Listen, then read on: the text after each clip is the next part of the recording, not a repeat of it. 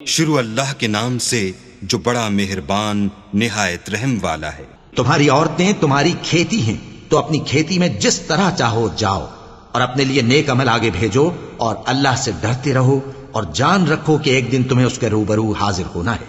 और ऐ पैगंबर, ईमान वालों को बिशारत सुना दो और अल्लाह के नाम को इस बात का हीला न बनाना कि उसकी कस्में खा खाकर सलूक करने और परहेजगारी करने और लोगों में सुलह साजगारी कराने से रुक जाओ। और अल्लाह सब कुछ सुनता है, जानता है।